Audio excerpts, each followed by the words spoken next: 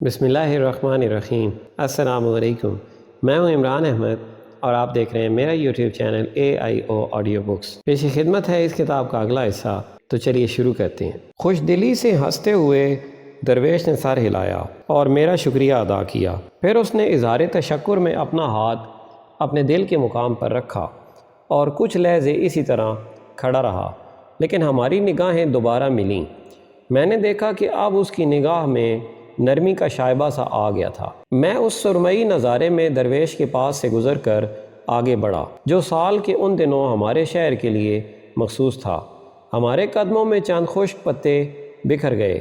درویش نے ایک نئی دلچسپی کے ساتھ مجھے دیکھا اور ڈھلتے سورج کی مدھم پڑتی دھوپ میں ایک لحظے بھر کو میں قسم کھا کر کہہ سکتا ہوں کہ میں نے اس کے گرد عنبری ہالہ دیکھا۔ وہ احتراماً میرے سامنے جھکا اور میں اس کے سامنے جھکا۔ مجھے نہیں معلوم کہ کتنی دیر ہم اسی طرح رہے۔ ہمارے سروں پر معلق آسمان گہرا نیلا ہو گیا۔ ہماری گفتگو کے تبادلے کو ایسی حیرانی سے دیکھتے ہوئے جس کی حدیں ناپسندیدگی کو چھوتی تھیں، کچھ دیر بعد ہمارے گرد موجود ہجوم میں گھبراہٹ بھری کھلبلی سے شروع ہو گئی۔ انہوں نے مجھے اس سے پہلے کبھی کسی کے سامنے جھکتے نہ دیکھا تھا، اور یہ حقیقت کہ میں ایک سادہ سے سرگرداں درویش کے سامنے جھکا تھا، اس پر میرے قریب ترین شاگردوں سمیت کچھ لوگ سخت حیرت زدہ رہ گئے تھے۔ درویش نے ضرور فضا میں موجود ناراضی کو محسوس کر لیا ہوگا۔ بہتر ہوگا کہ میں اب چلوں اور آپ کو آپ کے عقیدت مندوں کے ہمراہ چھوڑ دوں، اس نے کہا۔ اس کی آواز گھٹ کر مخملی دف تک محدود رہ گئی تھی، تقریباً ایک سرگوشی۔ ٹھہریے، میں نے ٹوکا، ابھی مت جائیے، برائے مہربانی رکیے۔ مجھے اس کے چہرے پر تفکر کی جھلک دکھائی دی۔ اس نے سنجیدگی سے ہونٹ سکیڑے، یوں جیسے وہ مزید کچھ کہنا چاہتا تھا مگر کہہ نہ سکا، یا وہ کہنا ہی نہیں۔ اور اس لمحے اس توقف میں نے وہ سوال سنا جو اس نے مجھ سے پوچھا ہی نہیں تھا۔ اور آپ کے متعلق کیا معاملہ ہے عظیم مبلغ؟ مجھے بتائیے، آپ کا پیالہ کتنا بڑا ہے؟ پھر کہنے کو اور کچھ باقی نہ رہا۔ ہمارے پاس الفاظ کم پڑ گئے۔ میں نے درویش کی طرف قدم بڑھایا، اتنے قریب کہ میں اس کی سیاہ آنکھوں میں موجود سنہری دھبے دیکھ سکتا تھا۔ اچانک مجھ پر ایک عجیب احساس غالب آ گیا، یوں جیسے میں یہ لمحہ پہلے بھی گزار چکا تھا، ایک بار نہیں بلکہ درجن سے زائد مرتبہ۔ مجھے چھوٹی چھوٹی تفصیلات یاد آنے لگیں۔ اپنے چہرے پر نقاب ڈالے ایک قد آور دبلا پتلا شخص، اس کی فیروزہ انگلیاں، اور تب میں جان گیا درویش جو میرے سامنے کھڑا تھا وہ کوئی اور نہیں، وہی آدمی تھا جسے میں اپنے خوابوں میں دیکھتا رہا تھا۔ میں جان گیا کہ میں نے اپنا رفیق تلاش کر لیا تھا، لیکن خوشی و مسرت سے بے خود ہونے کے بجائے، جیسا کہ میں نے ہمیشہ خیال کیا تھا کہ ایسے موقع پر میں ہو جاؤں گا، مجھے ایک سرد سی دہشت اور رعب نے اپنی گرفت میں لے لیا۔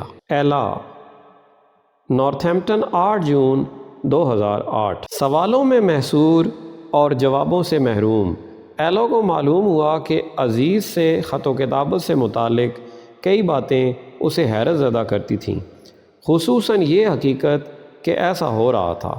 دونوں ہر طرح سے ایک دوسرے سے اس قدر مختلف تھے کہ اسے حیرت تھی کہ ان میں ایسا کیا مشترک تھا کہ وہ ایک دوسرے کو اتنے تواتر سے ای میل کرتے تھے۔ عزیز کسی جگسا پزل کی طرح تھا جسے وہ ٹکڑے ٹکڑے مکمل کرنے کا ارادہ رکھتی تھی۔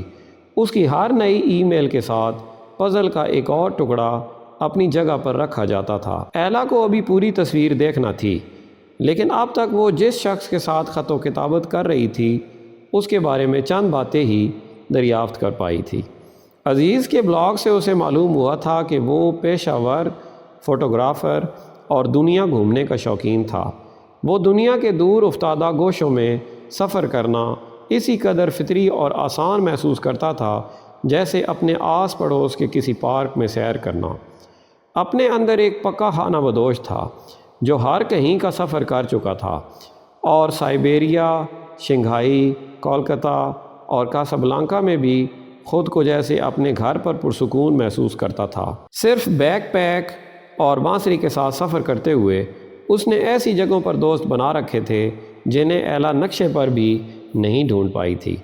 سخت گیر سرحدی محافظ، مخالفانہ حکومتوں سے ویزا حاصل کرنے کی مشکلات، پانی کے ذریعے ہونے والی بیماریاں، آلودہ کھانے کے باعث آنتوں میں کوئی خرابی، حملہ کیے جانے کا خطرہ، حکومتی فوجوں اور باغیوں کے درمیان جھڑپیں، اسے مشرق اور مغرب، شمال اور جنوب کے سفر سے کوئی بات نہ روک سکتی تھی۔ ایلا نے سوچا کہ عزیز ایک طوفانی آبشار تھا، جہاں وہ قدم رکھنے سے بھی خائف ہوتی، وہ وہاں پوری قوت سے تلاطم میں آتا تھا۔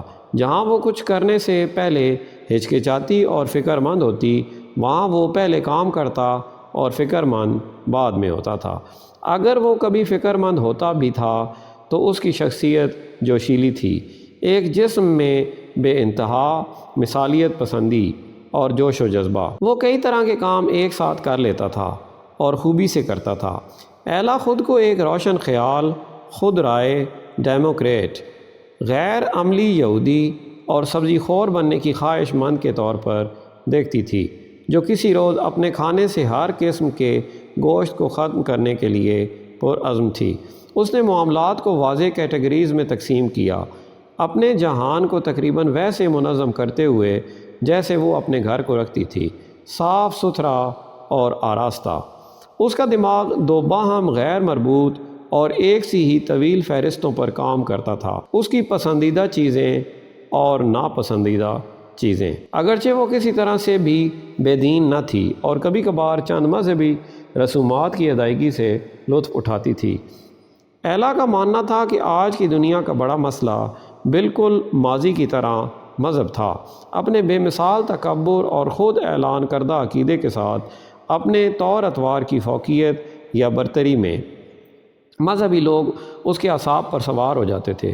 کسی بھی مذہب سے تعلق رکھنے والے انتہا پسند، برے اور ناقابل برداشت تھے، لیکن اندر کہیں گہرائی میں اس کا خیال تھا کہ اسلام کے متعصب یا انتہا پسند تو بدترین تھے۔ عزیز مگر ایک روحانی آدمی تھا جو مذہب اور عقیدے کے معاملات کو سنجیدگی سے لیتا تھا، ساری ہم عصر سیاست سے دور رہتا اور کسی چیز یا کسی شخص سے بھی نفرت نہیں کرتا تھا۔ گوشت کھانے کا شوقین، اس نے بتایا کہ وہ کبھی اچھے بنے ہوئے شیش کباب کی پلیٹ سے انکار نہ کرے۔ وہ 1970 کی دہائی کے وسط میں الحاد چھوڑ کر مسلمان ہو گیا تھا، جیسا کہ وہ مذاقاً کہا کرتا تھا۔ کریم عبد الجبار کے بعد اور کیٹ سٹیونز سے پہلے کسی وقت، تب سے وہ ہر ملک اور مذہب کے سینکڑوں صوفیوں سے مل چکا تھا اور انہیں اس راہ میں اپنے بھائی اور بہن کہتا تھا۔ مضبوط انسان دوست نظریات کے ساتھ ایک پکا امن پسند عزیز سمجھتا تھا کہ تمام مذہبی جنگیں اپنی اصلیت میں لسانی مسئلہ تھیں۔ اس نے کہا، زبان سچائی کو آشکار کرنے سے زیادہ اسے چھپاتی ہے اور نتیجے کے طور پر لوگ مسلسل ایک دوسرے کو غلط سمجھتے اور غلط فہمی کا شکار ہوتے ہیں۔ غلط ترجمے سے بھری دنیا میں کسی موضوع پر جمے رہنے کا کوئی فائدہ نہ تھا، کیونکہ یہ بھی ہو سکتا ہے کہ ہمارے مضبوط ترین ایقان بھی کسی سادہ غلط فہمی کی وجہ سے بنے ہوں۔ عمومی طور پر ہمیں کسی بھی بارے میں زیادہ بے لوچ یا سخت نہیں ہونا چاہیے، کیونکہ زندہ رہنے کا مطلب ہے مسلسل رنگ تبدیل کرنا۔ عزیز اور ایلا مختلف ٹائم زون میں رہتے تھے، لفظی معانی میں اور تشبیہ کے طور پر بھی۔ ایلا کے لیے وقت کا بنیادی طور پر مطلب تھا مستقبل۔ وہ اپنے دن کا خاصا حصہ اگلے سال، اگلے مہینے، اگلے روز یا حتیٰ کہ اگلے منٹ کے متعلق منصوبوں پر ضرورت سے زیادہ سوچنے میں لگاتی تھی۔ حتیٰ کہ خریداری یا ٹوٹی کرسی بدلنے جیسی معمولی باتوں پر بھی ایلا ہر تفصیل کا پہلے سے سوچتی تھی اور غور و خوض اور احتیاط سے شیڈول بناتی اور کرنے والے کاموں کی فہرست اپنے بیگ میں ساتھ رکھتی تھی۔ دوسری جانب عزیز کے نزدیک وقت یہی ایک لمحے موجود تھا اور حال کے اس لمحے کے علاوہ کچھ بھی محض ایک فریب خیال تھا۔ اسی وجہ سے اس کا ماننا تھا کہ محبت کا آنے والے کل کے منصوبوں سے کوئی تعلق تھا، نہ ہی گزرے کل کی یادوں سے۔ محبت بس ابھی اور یہیں ہو سکتی تھی۔ ایلا کو بھیجی اس کی پرانی ای میلز میں ایک کا اختتام اس پر ہوا تھا، میں ایک صوفی ہوں، لمحہ موجود کی اولاد۔ کس قدر عجیب بے تکی بات ہے یہ، ایلا نے اسے جواب میں لکھا تھا۔ اس عورت کے لیے جس نے ہمیشہ اپنا بہت سا وقت گزرے کل کے بارے میں سوچتے گزارا ہو اور اس سے زیادہ وقت مستقبل کے بارے میں فکر کرتے ہوئے، لیکن کسی طور اس نے کبھی حال کے لمحے کو چھوا تک نہ ہو۔ علاؤالدین کونیا 16 دسمبر 1244۔ بدقسمتی سے میں وہاں موجود نہ تھا جب درویش کی میرے والد سے سر راہ ملاقات ہوئی۔ میں کچھ دوستوں کے ہمراہ ہرن کے شکار کے لیے گیا ہوا تھا اور اس سے اگلے روز واپس آیا تھا۔ تب تک میرے والد کی شمس تبریز سے ملاقات کا واقعہ شہر بھر میں زبان زدِ عام ہو چکا تھا۔ لوگوں نے ادھر ادھر کی باتیں پھیلائیں کہ وہ درویش کون تھا اور کیسے رومی جیسے ایک عالم فاضل شخص نے اسے سنجیدگی سے لیا تھا، اس حد تک کہ اس کے سامنے جھک گئے تھے۔ اپنے بچپن سے میں نے لوگوں کو اپنے والد کے سامنے احتراماً جھکتے دیکھا تھا اور کبھی تصور بھی نہ کیا تھا کہ اس کے برعکس بھی کچھ ہو سکتا تھا، یعنی بجوز اس کے کہ اگلا شخص بادشاہ یا وزیر اعظم ہوتا۔ آدھی باتیں جو میں نے سنی ان پر یقین کرنے سے میں نے انکار کر دیا اور ان باتوں کو زیادہ سنجیدگی سے نہ لیا، یہاں تک کہ میں گھر پہنچا اور میری سوتیلی والدہ کیرا نے، جو کبھی جھوٹ نہیں بولتی تھیں نہ ہی مبالغہ آرائی کرتی تھیں، اس پوری کہانی کی تصدیق کی۔ ہاں، یہ سچ تھا۔ شمس تبریز نامی ایک سرگرداں درویش نے سب کے سامنے میرے والد سے مبارزت طلبی کی تھی اور اس پر مستزاد وہ اب ہمارے گھر میں مقیم تھا۔ یہ اجنبی کون تھا جو آسمان سے گرے کسی پراسرار پتھر کی طرح ہماری زندگیوں میں اچھل کر شامل ہوا تھا؟ اسے اپنی آنکھوں سے دیکھنے کے اشتیاق میں نے کیرا سے پوچھا، وہ آدمی کہاں ہے؟ خاموش رہو، کیرا نے کچھ گھبراتے ہوئے سرگوشی کی۔ تمہارے والد اور درویش کتب خانے میں ہیں۔ ہم دور سے ان کی آوازوں کی ہلکی سی بن بناہٹ سن سکتے تھے، اگرچہ یہ سمجھنا مشکل تھا کہ وہ بات کیا کر رہے تھے۔ میں اس سمت میں آگے بڑھا مگر کیرا نے مجھے روک دیا۔ مجھے اندیشہ ہے کہ تمہیں انتظار کرنا پڑے گا، انہوں نے کہا تھا، کہ کوئی بھی مخل نہ ہو۔ دن بھر وہ کتب خانے سے باہر نہ نکلے۔ اگلے روز اور نہ ہی اس سے اگلے روز وہ ممکنہ طور پر کس بارے میں باتیں کر سکتے تھے؟ میرے والد جیسے کسی شخص اور ایک سادہ درویش میں بھلا کیا مشترک ہو سکتا تھا؟ ایک ہفتہ بیت گیا، پھر ایک اور۔ ہر صبح کیرا ناشتہ تیار کرتی اور ان کے دروازے کے سامنے تشت رکھ دیتی۔ وہ ان کے لیے نفاست سے چاہے جو کچھ بھی تیار کرتی وہ سب سے انکار کر دیتے۔ صبح روٹی کے ایک ٹکڑے اور شام کو بکری کے دودھ کے ایک پیالے پر صابر و قانے رہتے۔ بے چینی اور اعصابی تناؤ میں مجھ پر اس دوران بدمزاجی طاری ہو گئی۔ دن کے مختلف پہر میں نے کتب خانے کے دروازے کی ہر درز اور سوراخ سے اندر جھانکنے کی کوشش کی۔ اس بات کی میں نے بالکل پرواہ نہ کی کہ اگر وہ اچانک دروازہ کھول لیں اور مجھے وہاں چھپ کر کنسوئیاں لیتے پائیں گے تو کیا ہوگا۔ میں نے خاصا وقت وہاں جھک کر یہ سمجھنے کی کوشش کرتے گزارا کہ وہ کیا باتیں کر رہے تھے، لیکن میں صرف ہلکی سی بڑبڑاہٹ ہی سن پایا۔ میں کچھ زیادہ دیکھ بھی نہ پایا۔ کمرہ نیم تاریک تھا کیونکہ پردے آدھے گرے ہوئے تھے۔ بغیر زیادہ کچھ دیکھے یا سنے میں نے اپنے دماغ کو اجازت دے دی کہ ان خاموشیوں کی جگہ سرگرمی سے ان باتوں کو خود گھڑ کر سوچ لے جو وہ کر رہے ہوں گے۔ ایک مرتبہ کیرا نے مجھے دروازے سے کان لگائے پایا لیکن کہا کچھ نہیں۔ اس وقت تک وہ مجھ سے زیادہ یہ جاننے کے لیے بےتاب ہو چکی تھی کہ ہو کیا رہا تھا۔ عورتیں اپنے تجسس کے ہاتھوں مجبور ہوتی ہیں، یہ ان کی فطرت ہے، لیکن جب میرے بھائی سلطان والد نے مجھے کنسوئیاں لیتے پکڑا تو کہانی مختلف تھی۔ اس نے مجھے غصے سے دیکھا، اس کے چہرے پر رکھائی اور تلخی تھی۔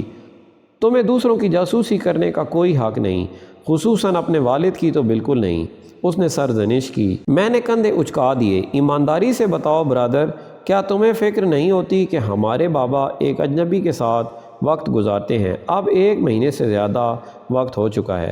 بابا نے اپنے خاندان کو ایک طرح نظر انداز کر دیا ہے، اس پر تمہیں کوئی پریشانی نہیں ہوتی؟ ہمارے بابا نے کسی کو نظر انداز نہیں کیا، میرے بھائی نے کہا۔ انہیں شمس تبریز کی صورت میں ایک بہت اچھا دوست مل گیا ہے۔ کسی ننھے بچے کی طرح خفا ہونے اور شکایت کرنے کے بجائے تمہیں اپنے والد کے لیے خوش ہونا چاہیے، یعنی اگر تم واقعی ان سے سچی محبت کرتے ہو تو۔ یہ اس قسم کی بات تھی جو صرف میرا بھائی ہی کہہ سکتا تھا۔ میں اس کی انوکھی باتوں اور انفرادیت کا عادی تھا، اس لیے میں اس کے اس شدید قسم کے تبصرے پر برہم نہ ہوا۔ وہ ہمیشہ سے ایک اچھا لڑکا تھا، خاندان بھر اور آس پڑوس کا پیارا اور میرے والد کا پسندیدہ بیٹا۔ میرے والد اور درویش کے کتب خانے میں حجرہ نشین ہونے کے ٹھیک 40 روز بعد کچھ عجیب واقعہ رونما ہوا۔ میں معمول سے زیادہ گہری خاموشی کو چھپ کر سنتے ایک بار پھر دروازے کے ساتھ چپکا کھڑا تھا، جب اچانک میں نے درویش کو بولتے سنا، ہمیں یہاں گوشہ نشین ہوئے 40 روز ہو چکے ہیں۔ ہر روز ہم نے مذہب عشق کے 40 اصولوں میں سے ایک پر بات کی۔ اب جب کہ ہم یہ مکمل کر چکے ہیں، میرا خیال ہے کہ ہمیں باہر نکلنا چاہیے۔ آپ کی عدم موجودگی ہو سکتا ہے آپ کے خاندان کو پریشان کرے۔ میرے والد نے اختلاف کیا، فکر مت کیجیے، میری بیوی اور بیٹے اتنے سمجھدار ضرور ہیں کہ وہ سمجھ سکیں کہ میں کچھ وقت ان سے دور گزارنا چاہ سکتا ہوں۔ اچھا، میں آپ کی بیوی کے بارے میں تو نہیں جانتا، لیکن آپ کے دونوں بیٹے دن اور رات کی طرح مختلف ہیں، شمس نے جواب دیا۔ بڑا بیٹا تو آپ کے نقش قدم پر چلتا ہے، مگر چھوٹے والا، مجھے اندیشہ ہے کہ بالکل ہی مختلف ڈگر پر ہے۔ اس کا دل خفگی اور رشک و حسد سے سیاہ ہے۔ غصے و اشتعال سے میرے رخسار جل اٹھے۔ وہ میرے بارے میں اس قدر ناگوار بات کیسے کہہ سکتا تھا جب کہ ہم ابھی ملے بھی نہ تھے؟ اس کا خیال ہے کہ میں اسے جانتا نہیں، لیکن میں جانتا ہوں، درویش نے کچھ دیر بعد کہا، جب وہ مجھے درزوں سے جھانک کر دیکھتا ہوا دروازے سے لگا کھڑا تھا تو میں بھی اسے دیکھ رہا تھا۔ مجھے اچانک اپنے آپ میں ایک سرد لہر دوڑتی محسوس ہوئی اور میرے سارے رونگٹے کھڑے ہو گئے۔ ایک لمحہ بھی سوچے بغیر میں نے دروازہ دھکیل کر کھولا اور بھاری قدموں سے کمرے میں داخل ہو گیا۔ عدم فہمی سے میرے والد کی آنکھیں پھیل گئیں، لیکن ان کے اس حیرت کے جھٹکے کو برہمی میں بدلنے میں زیادہ دیر نہ لگی۔ علاؤالدین، کیا تم پاگل ہو گئے ہو؟ تمہیں ہمارے بیچ یوں منہ کھلونے کی جرت کیسے ہوئی؟ میرے والد گرجے۔ اس سوال کو نظر انداز کرتے ہوئے میں نے شمس تبریز کی طرف اشارہ کیا اور بولا، آپ پہلے اس سے کیوں نہیں پوچھتے کہ اسے میرے بارے میں یوں بات کرنے کی جرت کیسے ہوئی؟ میرے والد نے ایک لفظ بھی نہ کہا، انہوں نے بس مجھے نظر بھر کر دیکھا اور گہری سانس بھری، یوں جیسے میری موجودگی ان کے کندھوں پر کسی بھاری بوجھ کی طرح تھی۔ برائے مہربانی بابا، خیرہ آپ کی کمی محسوس کرتی ہے اور آپ کے طلباء بھی۔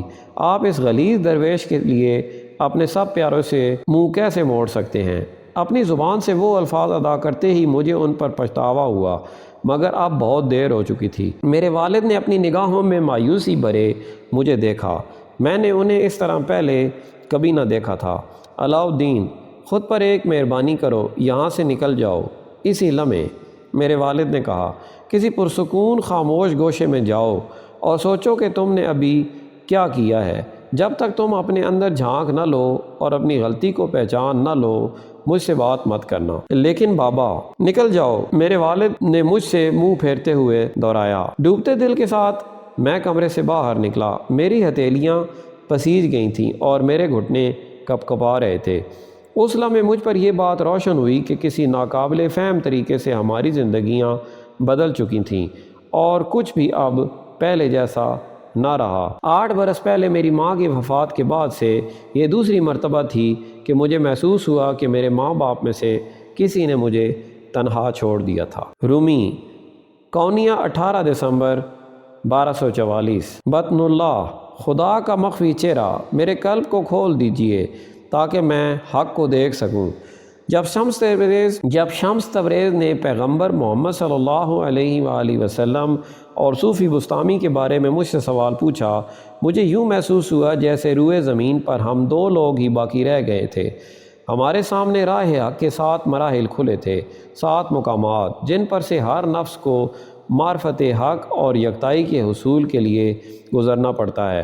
پہلا مقام ہے نفس امارہ، وجود کے سب سے قدیم اور معمول کی حالت جب روح دنیاوی شغل کے دام میں پھنسی ہوتی ہے۔ بیشتر انسان اسی حالت میں پھنسے رہتے ہیں، اپنے نفس کی خدمت میں تگ و دو کرتے اور تکلیف جھیلتے، لیکن اپنی مسلسل ناخوشی کے لیے ہمیشہ دوسروں کو ذمہ دار ٹھہراتے ہیں۔ اور جب کوئی شخص نفس کی خاری کی حالت سے آگاہ ہو جاتا ہے تو خود پر محنت کرتے ہوئے وہ اگلے مرحلے یا مقام پر پہنچ سکتا ہے، جو ایک طرح سے پچھلے نفس یا مقام کے بالکل برعکس ہے۔ اس مقام پر جو شخص پہنچ جاتا ہے وہ سارا وقت دوسرے لوگوں کو الزام دینے کے بجائے خود کو الزام دیتا ہے، بعض اوقات نفس کی فنا کی حد تک۔ یہاں نفس سے لوامہ بن جاتا ہے اور یوں تزکیہ نفس کے سفر کا آغاز کرتا ہے۔ تیسرے مرحلے میں شخص زیادہ بالغ اور صاحب فہم ہو جاتا ہے اور نفس ترقی کر کے ملہمہ نفس بن جاتا ہے۔ اس سے پہلے نہیں،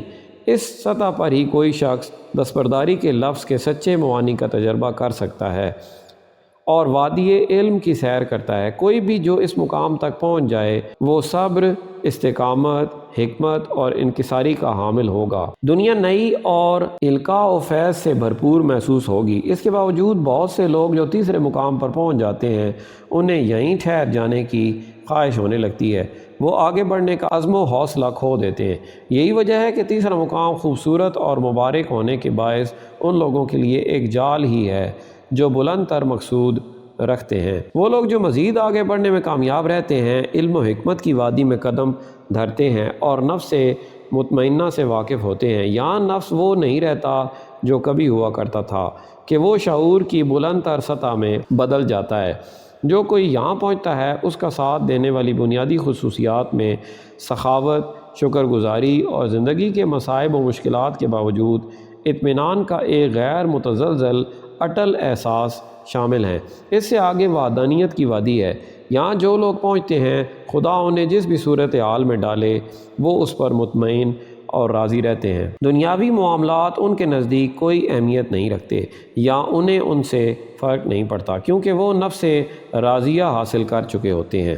نفس راضیہ سے اگلا مرحلہ نفس مرضیہ ہے، جب وہ شخص انسانیت کے لیے مشعل راہ بن جاتا ہے۔ جو کوئی مانگے یا چاہے اس کے لیے کسی اصلی استاد یا مرشد کی طرح تعلیم دیتا ہے اور روشنی سے منور کرتا ہوا توانائی خارج کرتا ہے۔ بعض اوقات ایسے شخص کو شفا یابی کی طاقت بھی حاصل ہو سکتی ہے۔ وہ جہاں کہیں جاتا ہے لوگوں کی زندگیوں کو بدل دیتا ہے۔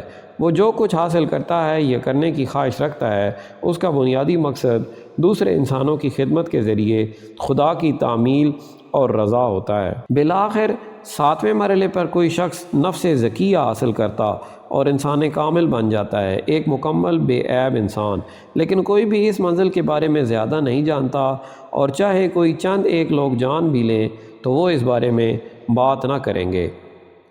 راہ حق کے مراحل کو مختصراً بیان کرنا بے حد آسان، مگر ان کا تجربہ کرنا بے حد دشوار ہے۔ اس راہ میں آنے والی رکاوٹیں وہ حقیقت ہیں جس کے باعث مسلسل ترقی کی کوئی ضمانت نہیں۔ پہلے سے آخری مرحلے تک تمام راستہ ہر طرح سے خط مستقیم کی صورت ہے۔ لڑکھڑا کر واپس پچھلے مقامات پر پہنچنے کا خطرہ ہمیشہ لاحق رہتا ہے، بعض اوقات کسی اعلیٰ تر مقام سے واپس پہلے مقام پر۔ راستے میں موجود بہت سے پھندوں اور جال کے باعث کوئی حیرت کی بات نہیں کہ ہر صدی میں صرف چند لوگ ہی آخری مقام تک پہنچ پاتے ہیں۔ جب شمس تبریز نے مجھ سے وہ سوال پوچھا تو وہ صرف موازنے کی بات نہیں کر رہے تھے، وہ چاہتے تھے کہ میں غور کروں کہ میں خدا میں جذب ہونے کے لیے اپنی ذات کو فنا کرنے کی خاطر کتنی دور تک جانے کے لیے آمادہ ہوں۔ اس پہلے سوال کے اندر ایک دوسرا سوال مخفی تھا۔ آپ کا کیا معاملہ ہے عظیم مبلغ؟ وہ مجھ سے پوچھ رہے تھے 7 مقامات میں سے آپ کس مقام پر ہیں، اور آپ کا کیا خیال ہے کہ آپ آگے جا سکتے ہیں آخری مقام تک؟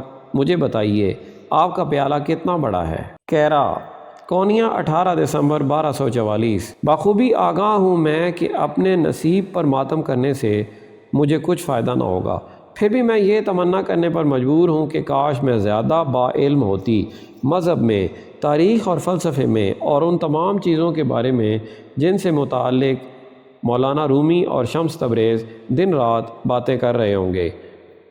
کوئی وقت ہوتا ہے جب میں اپنے عورت کے طور پر تخلیق کیے جانے کے خلاف بغاوت کرنا چاہتی ہوں۔ جب آپ لڑکی ہی پیدا ہوں تو آپ کو کھانا پکانا، صفائی کرنا، گندے کپڑے دھونا، پرانی جرابوں کی مرمت کرنا، مکھن اور پنیر تیار کرنا اور بچوں کو کھلانا سکھایا جاتا ہے۔ بعض عورتوں کو محبت کا فن اور خود کو مردوں کے لیے پرکشش بننا بھی سکھایا جاتا ہے، لیکن بس یہی کچھ ہے۔ کوئی بھی عورتوں کو ان کی آنکھیں کھولنے کو کتابیں نہیں دیتا۔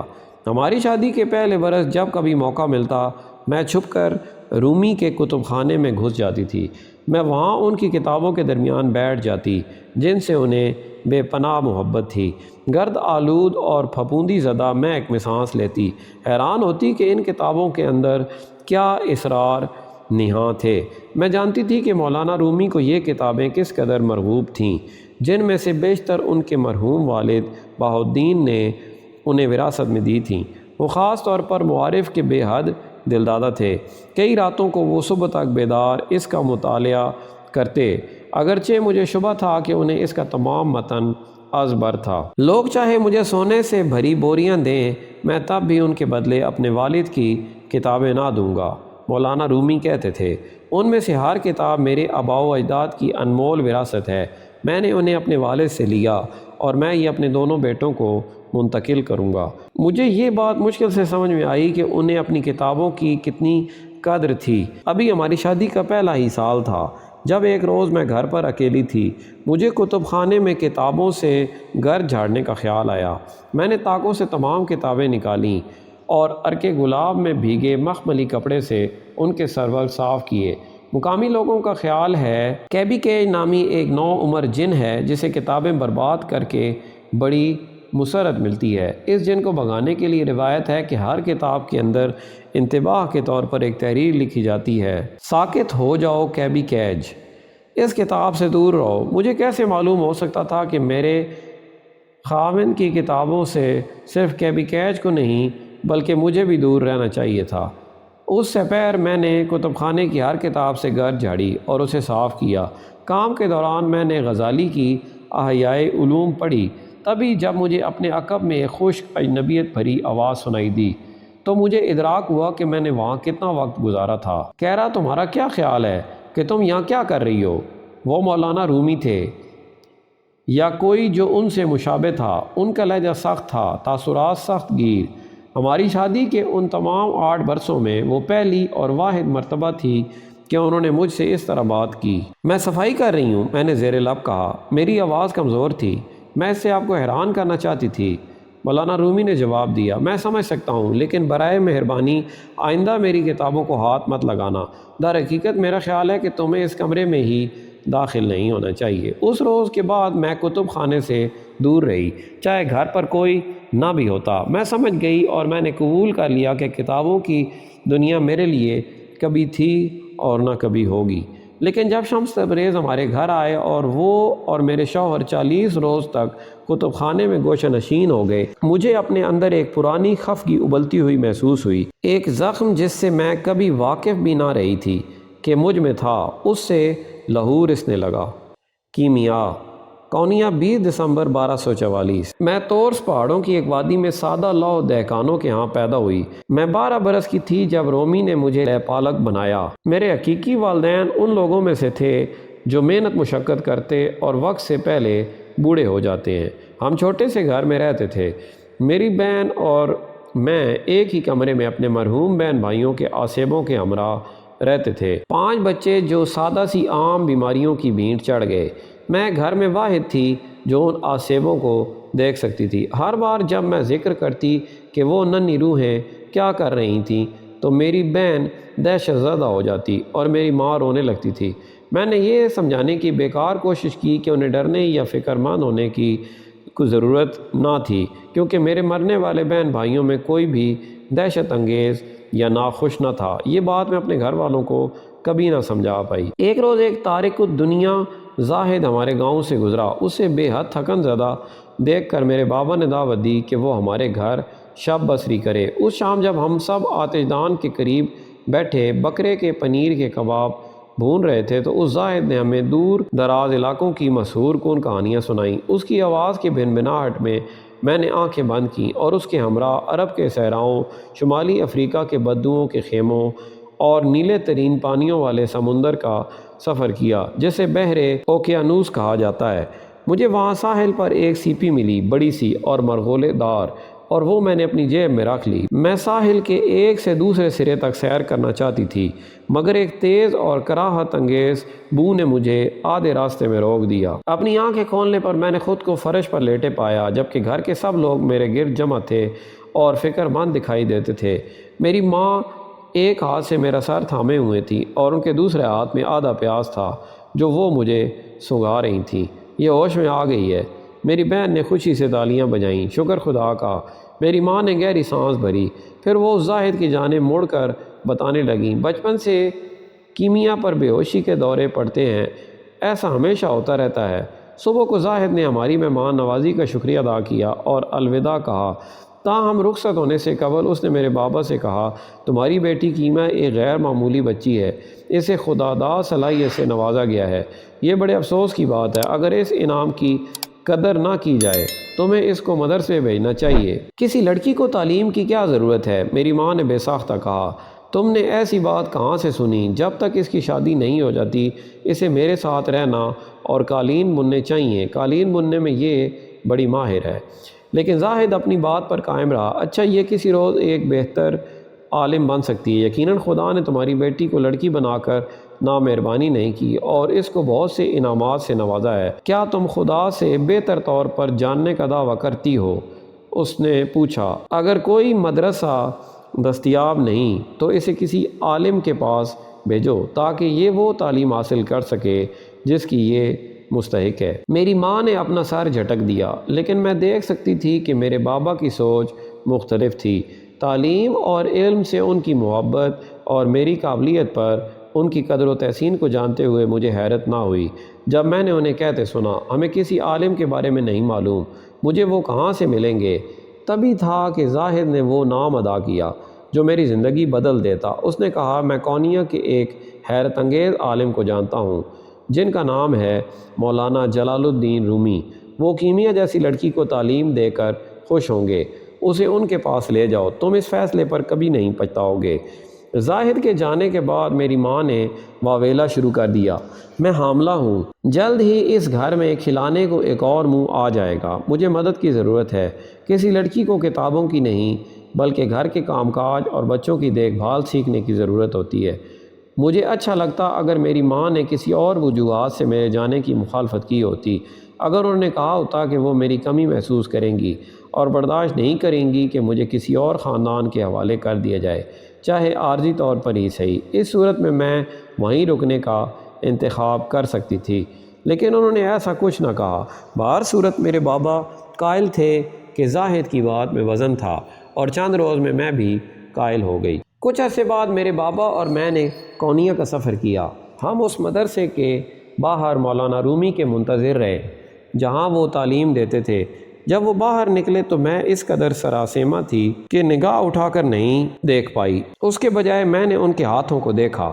ان کی انگلیاں لمبی، نازک اور لچکدار سی تھیں، کسی عالم سے زیادہ کسی صناع یا ہنرمند ہاتھوں کی طرح۔ میرے بابا نے مجھے ان کی طرف دھکیل کر آگے کیا۔ میری بیٹی میں خداداد قابلیت ہے، لیکن میں سادہ سا آدمی ہوں اور میری بیوی بھی۔ ہمیں بتایا گیا ہے کہ آپ علاقے کی سب سے باعلم شخصیت ہیں، کیا آپ اسے تعلیم دینے پر رضامند ہوں گے؟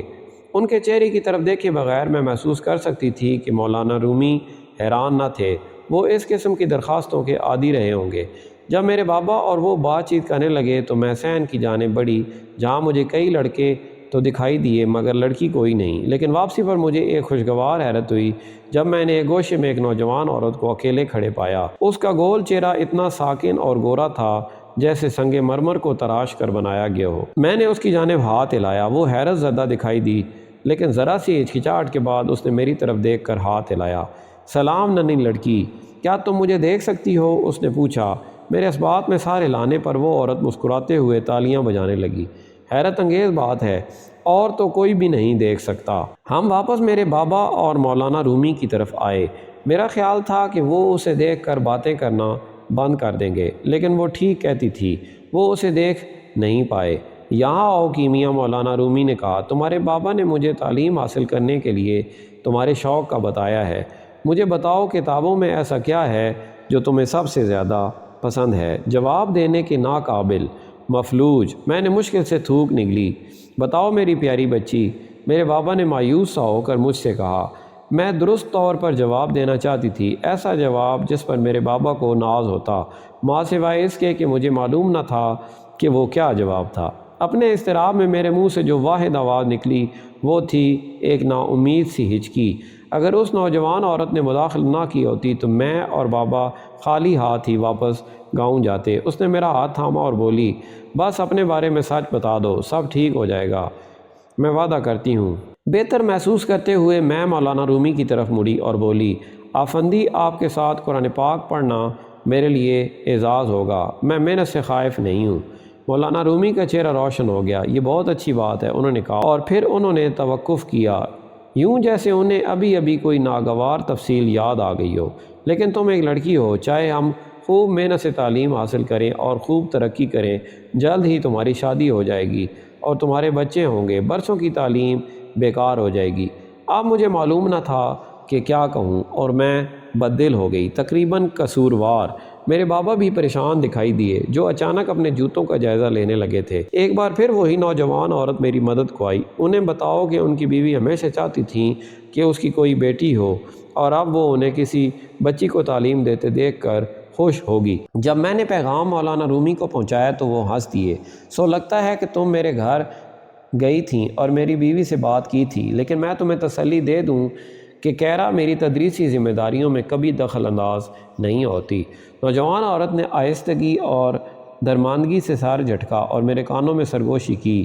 انہیں بتاؤ کہ تم ان کی دوسری بیوی کیرا کے متعلق بات نہیں کر رہی، تم گوہر کے بارے میں بات کر رہی ہو، ان کے 2 بیٹوں کی ماں کے بارے میں۔ میں گوہر کی بات کر رہی تھی، میں نے احتیاط سے دیکھ بھال کر نام کا صحیح تلفظ ادا کرتے ہوئے کہا، آپ کے بیٹوں کی ماں۔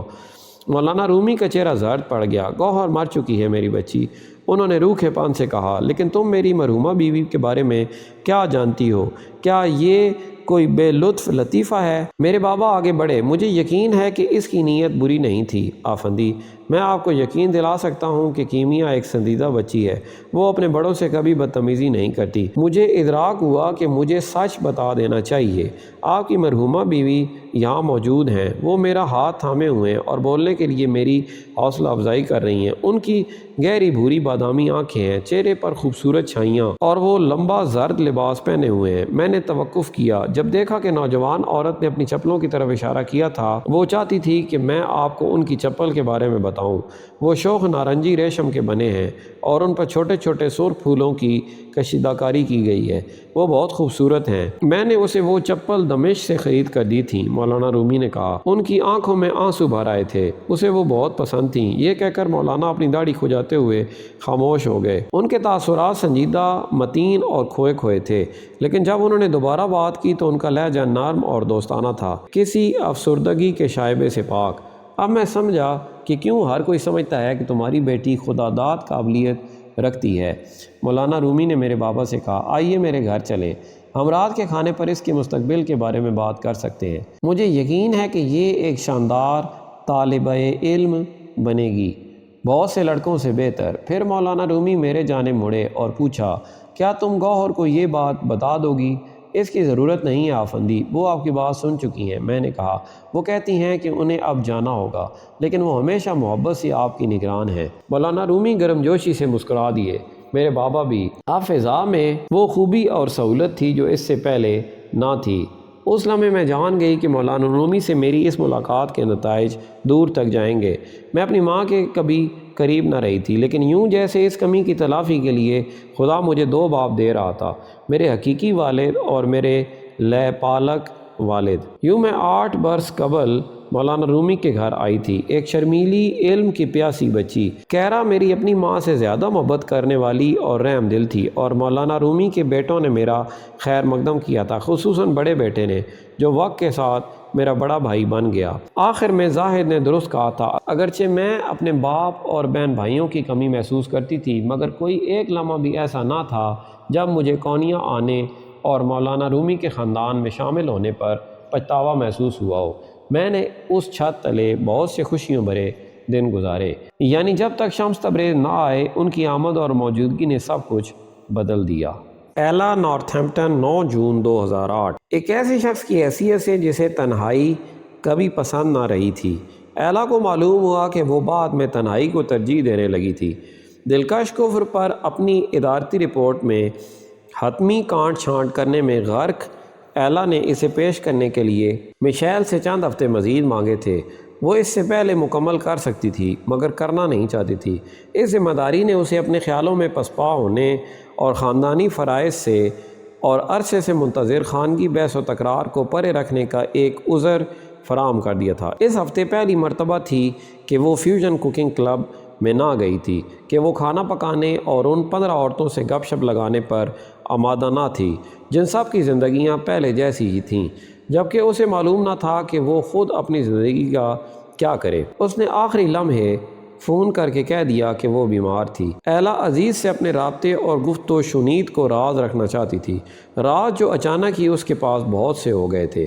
عزیز نہیں جانتا تھا کہ وہ نہ صرف اس کا ناول پڑھ چکی تھی بلکہ اس پر رپورٹ بھی لکھ رہی تھی۔ لٹریری ایجنسی نہ جانتی تھی کہ کتاب جس پر رپورٹ لکھنے کی اسے ذمہ داری سونپی گئی تھی اس کے مصنف کے ساتھ وہ چوری چھپے فلرٹ کر رہی تھی۔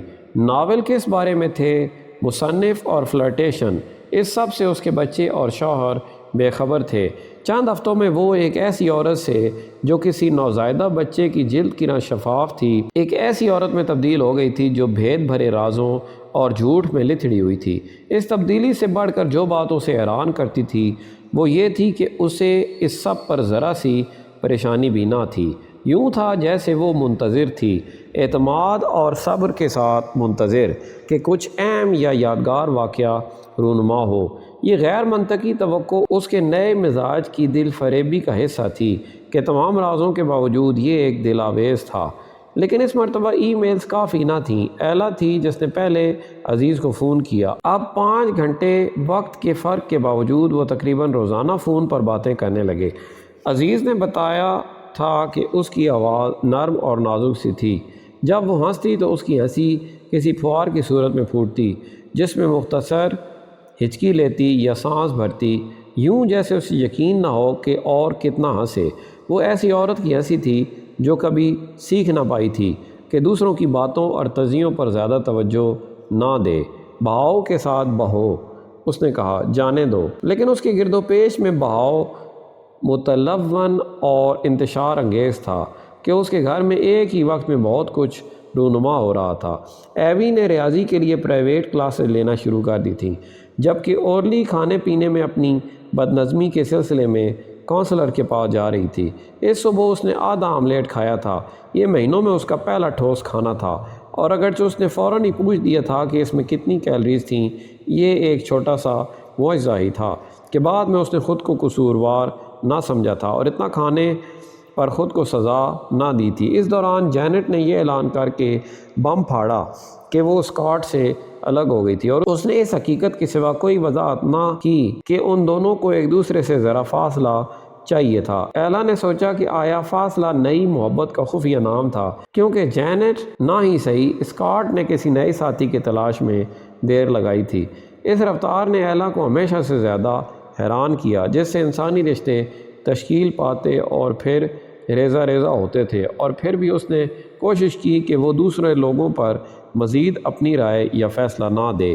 اگر اس نے عزیز سے گفتگو میں کوئی ایک بات سیکھی تھی تو یہ کہ وہ جتنا پرسکون اور مجتمع رہے گی اس کے بچے اتنا ہی اس سے اپنی باتیں بانٹیں گے۔ ایک مرتبہ جب اس نے ان کے پیچھے بھاگنا چھوڑ دیا تو انہوں نے بھی اس سے دور رہنا یا بھاگنا چھوڑ دیا۔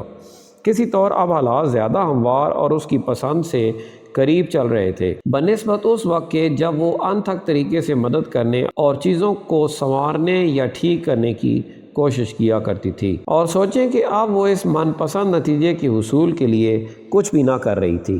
گھر میں اپنے کردار کو کسی قسم کی ایسی گوند کے طور پر دیکھنے کے بجائے ایک نادیدہ مگر پھر بھی مرکزی بندش یا بندھن جو سب کو ساتھ جوڑے رکھتا تھا، وہ ایک خاموش تماشائی بن گئی تھی۔ اس نے واقعات کو مکمل کر کے سامنے آتے اور دنوں کو گزرتے دیکھا، مگر ضروری نہیں کہ سرد مہری یا اجنبیت سے، البتہ ایک نمایاں بے تعلقی سے۔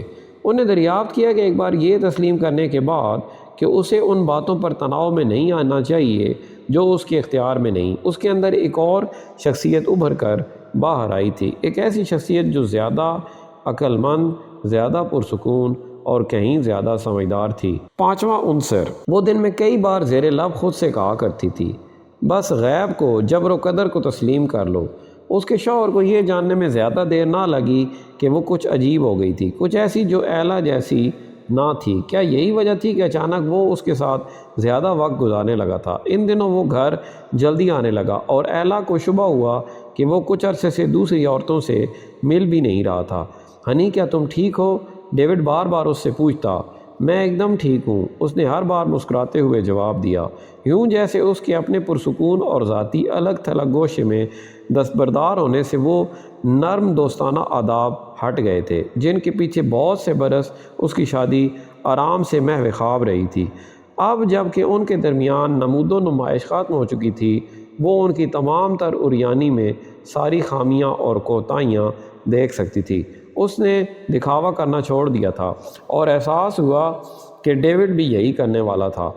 ناشتے اور رات کے کھانے کے وقت وہ دن کے واقعات پر اس قدر نپے تلے اور بڑوں جیسے لہجے میں بات کرتے جیسے اپنی اسٹاک سرمایہ کاریوں پر سالانہ آمدنی یا منافع کی بات کر رہے ہوں۔ پھر وہ اس بے باک حقیقت کو تسلیم کرتے ہوئے خاموش ہو جاتے کہ ان کے پاس کہنے کو اور کوئی بات نہ تھی، مزید نہیں۔ بعض اوقات وہ اپنے شوہر کو خود کو توجہ سے دیکھتے پاتی، منتظر کہ وہ کچھ کہے گی، کچھ بھی کہے گی۔ ایلا کو محسوس ہوا کہ اگر وہ اس کے معاشقوں کے بارے میں پوچھتی تو وہ باخوشی اور ایمانداری سے کھل جاتا، لیکن اسے یقین نہ تھا کہ وہ کچھ جاننا بھی چاہتی تھی یا نہیں۔ ماضی میں وہ اپنی شادی کی کشتی کو ڈوبنے کے خطرے میں نہ ڈالنے کی خاطر بے خبر رہنے کا روپ بھرا کرتی تھی، تاہم اب اس نے یہ اداکاری کرنا چھوڑ دی تھی کہ جیسے اسے معلوم نہیں کہ جب وہ باہر ہوتا ہے تو کیا کرتا ہے۔ اس نے واضح کر دیا کہ وہ حقیقتاً جانتی تھی اور یہ کہ اسے کوئی دلچسپی نہ تھی۔ حقیقت میں تو یہ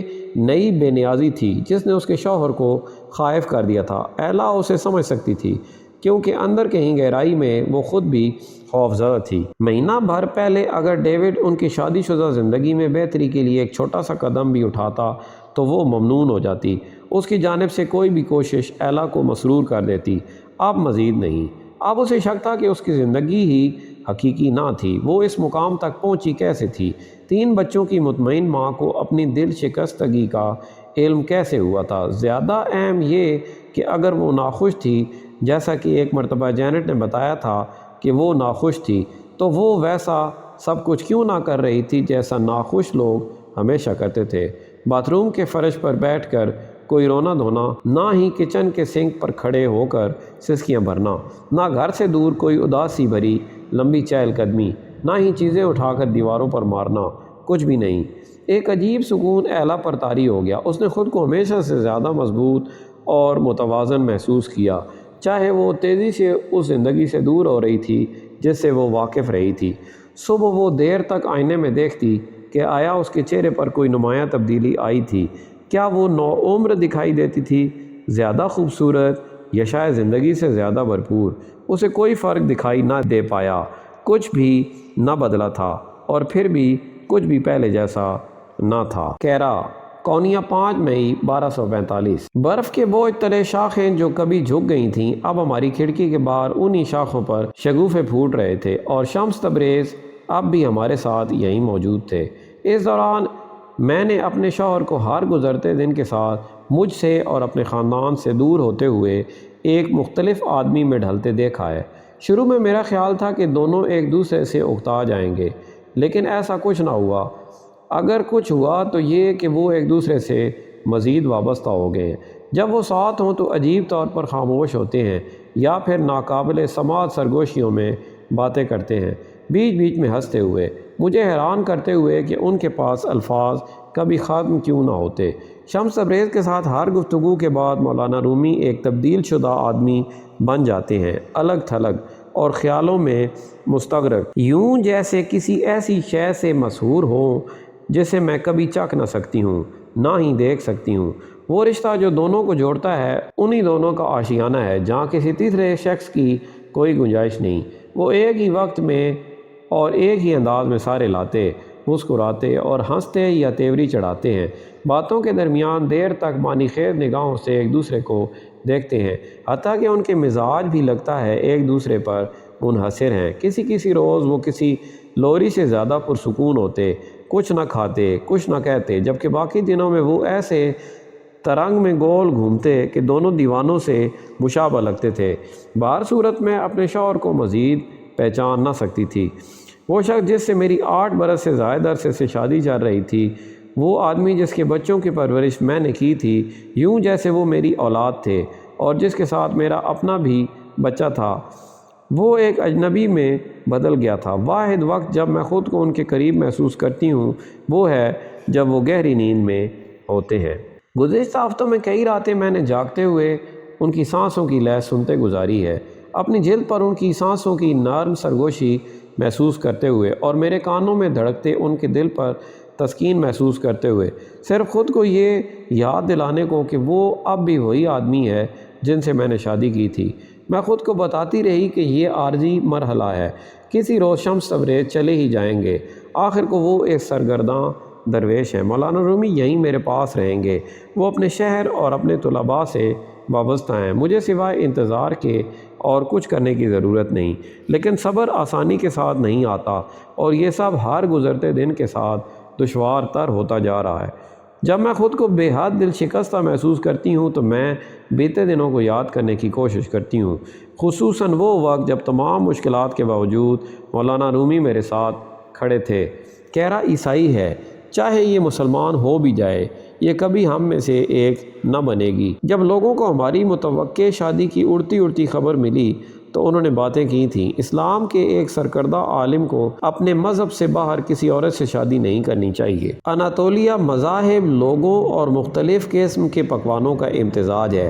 اگر ہم ایک سے پکوان کھا سکتے ہیں، ایک سے اداس گیت گا سکتے ہیں، ایک سے ہی توہمات پر یقین رکھ سکتے ہیں اور ہر شب ایک سی خواب دیکھ سکتے ہیں تو ہمیں ساتھ رہنا کیوں نہیں چاہیے۔ میں مسلمان ناموں والے عیسائی بچوں کو جانتی ہوں، اور ایسے مسلمان بچوں کو بھی جن کی دایا یا رضائی مائیں عیسائی ہیں۔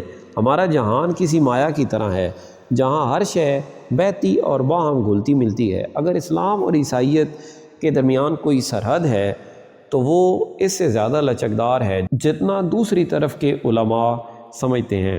چونکہ میں ایک مشہور عالم کی بیوی ہوں، لوگ توقع رکھتے ہیں کہ میں علماء کو بلند تر مرتبے پر سمجھوں، لیکن سچ یہ ہے کہ میں ایسا نہیں سمجھتی۔ علماء بہت کچھ جانتے ہیں، یہ یقینی بات ہے، مگر جب معاملہ یقین اور عقیدے کا ہو تو بہت سارا علم کیا فائدہ دیتا ہے۔ وہ ہمیشہ اتنے بھاری بھرکم الفاظ بولتے ہیں کہ یہ سمجھنا مشکل ہو جاتا ہے کہ وہ کیا کہہ رہے ہیں۔ مسلمان علماء تثلیث کو ماننے پر عیسائیت پر تنقید کرتے ہیں، اور عیسائی علماء اسلام پر تنقید کرتے ہیں کہ اس میں قرآن کو مکمل کتاب سمجھ جاتا ہے۔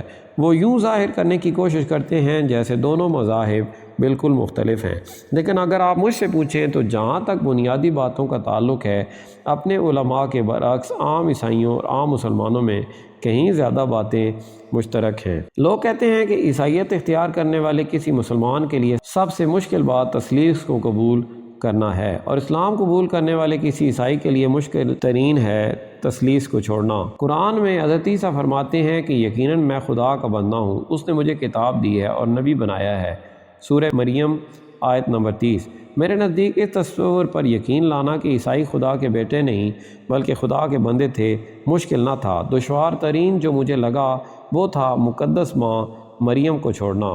میں نے کبھی کسی کو نہیں بتایا، مولانا رومی کو بھی نہیں، لیکن بعض اوقات مجھے مقدس مریم کی مہربان بھوری نگاہیں دیکھنے کی بڑی تمنا ہوتی ہے۔ ان کی نگاہ ہمیشہ مجھ پر ایک سکون بخش اثر کرتی ہے۔ سچ یہ ہے کہ جب سے شمس تبریز ہمارے گھر آئے ہیں میں اس قدر رنجیدہ اور الجھن زدہ ہوں کہ میں ہمیشہ سے زیادہ مقدس ماں کو چاہنے لگی ہوں۔ اپنی رگوں میں خون کے ساتھ سرکشی سے بہتے کسی بخار کی طرح اتنی شدت سے میرا جی چاہا کہ مقدس ماں سے دعا کروں کہ میں بمشکل خود پر قابو رکھ پائی۔ ان جیسے موقعوں پر مجھ پر احساس گناہ طاری ہو جاتا ہے، یوں جیسے میں اپنے نئے مذہب کو دھوکہ دے رہی ہوں۔ اس بارے میں کوئی نہیں جانتا، میری ہمسائی صفیہ تک نہیں، جو کہ تمام معاملات میں میری محرم راز ہے، وہ سمجھ نہیں پائے گی۔ کاش میں اس احساس میں اپنے شوہر کو شریک کر سکتی، لیکن مجھے نہیں معلوم کہ کیسے کروں۔ وہ اس قدر بیگانے سے ہیں، مجھے اندیشہ ہے کہ وہ مجھ سے مزید فاصلے پر چلے جائیں گے۔ مولانا رومی میرے لیے سب کچھ ہوا کرتے تھے، اب وہ ایک اجنبی ہیں۔ مجھے کبھی معلوم نہ تھا کہ کسی ایسے شخص کے ساتھ ایک چھت تلے رہنا، ایک ہی بستر پر سونا، اور پھر بھی یہ محسوس کرنا ممکن تھا کہ وہ واقعتاً وہاں موجود ہی نہ تھا۔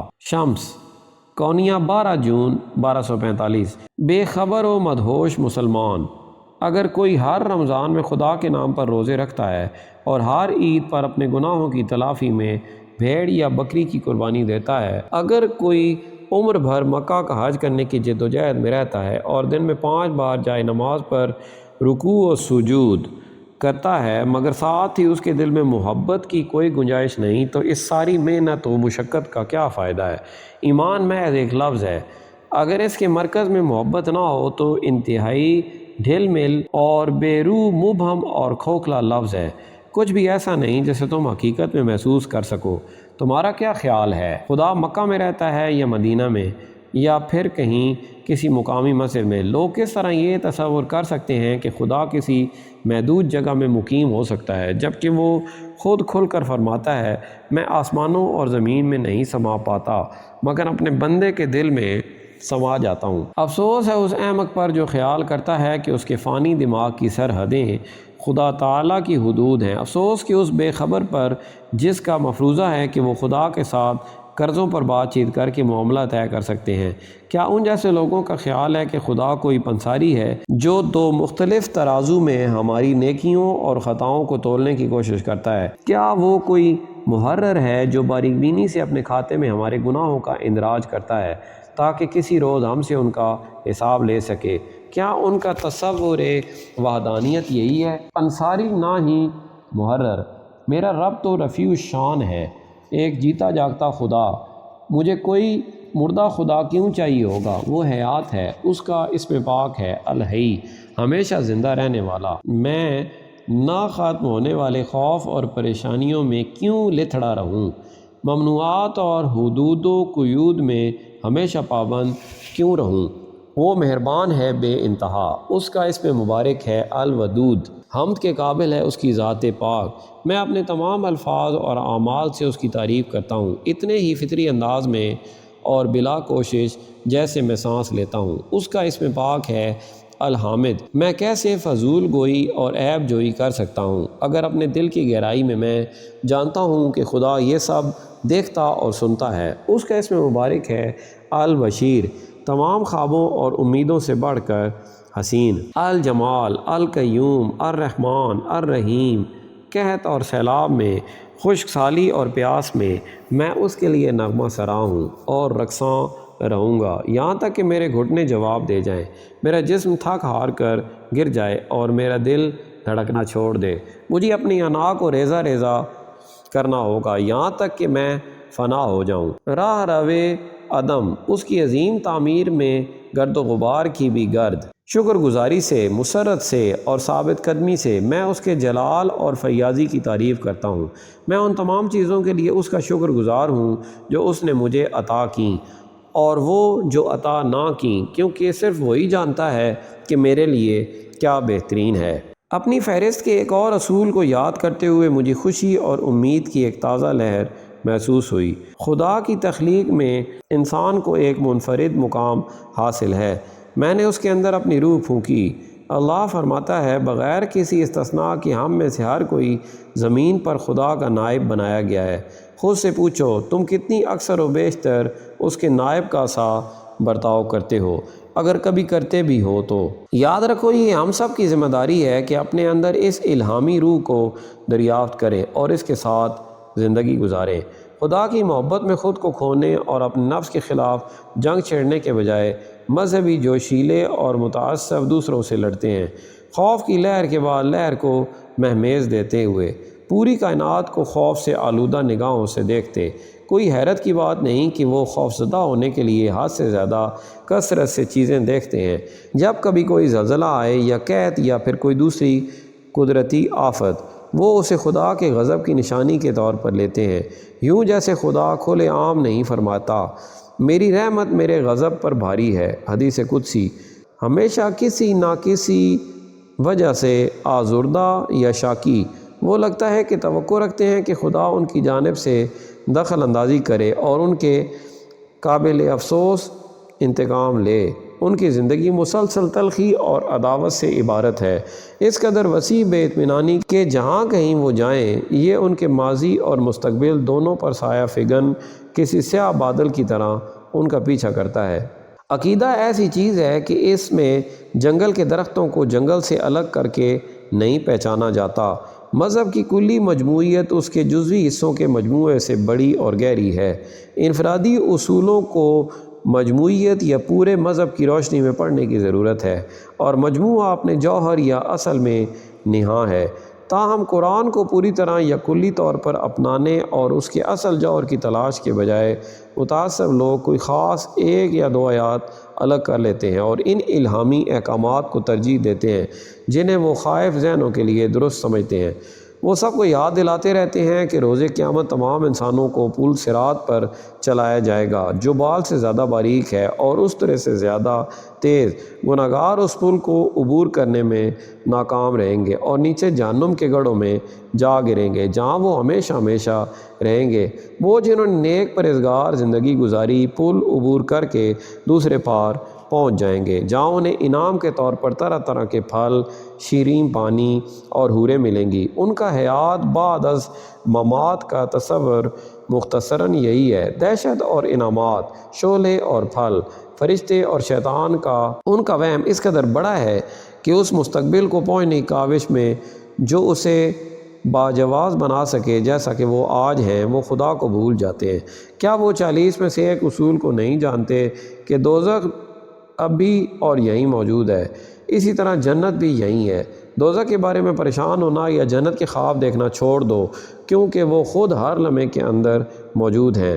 ہر مرتبہ جب ہم محبت میں گرفتار ہوتے ہیں ہم جنت میں پہنچ جاتے ہیں۔ ہر مرتبہ جب ہم نفرت و حسد کرتے ہیں یا کسی سے لڑتے ہیں ہم لڑکھڑا کر جہنم کی آگ میں جا گرتے ہیں۔ یہ ہے اصول نمبر 25۔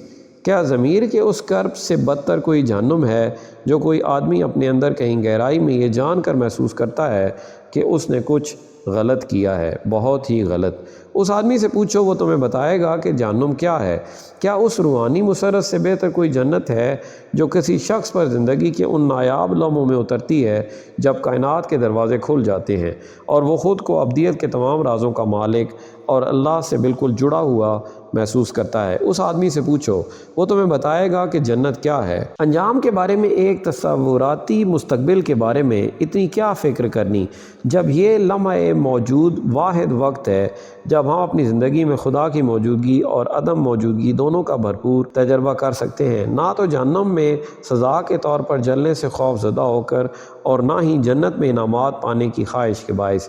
صوفی خدا سے صرف اس لیے محبت کرتے ہیں کیونکہ وہ خدا سے محبت کرتے ہیں، خالص اور سادہ، بے داغ اور ناقابل بحث۔ محبت ہی سبب ہے، محبت ہی منزل ہے، اور جب آپ خدا سے اس قدر محبت کرتے ہیں، جب آپ اس کی ہر تخلیق سے اسی کی وجہ سے اور اسی کی بدولت محبت کرتے ہیں تو بیرونی عناصر ہوا میں تحلیل ہو جاتے ہیں۔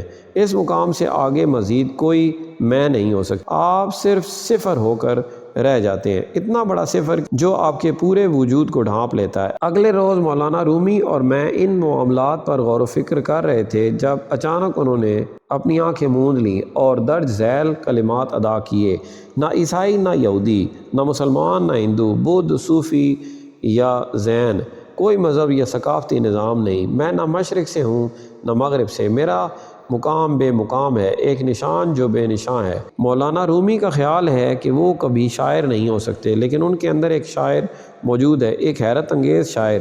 اب وہ شاعر آشکار ہو رہا ہے۔ ہاں، مولانا رومی ٹھیک کہتے ہیں، وہ مشرق کے ہیں نہ مغرب کے۔ ان کا تعلق سلطنت عشق سے ہے، ان کا تعلق محبوب ازل سے ہے۔ اب تک کے لیے اتنا ہی، ملتے ہیں اگلی ویڈیو میں۔ اپنا خیال رکھیں اور ہمارے اس چینل کا بھی۔ اللہ حافظ۔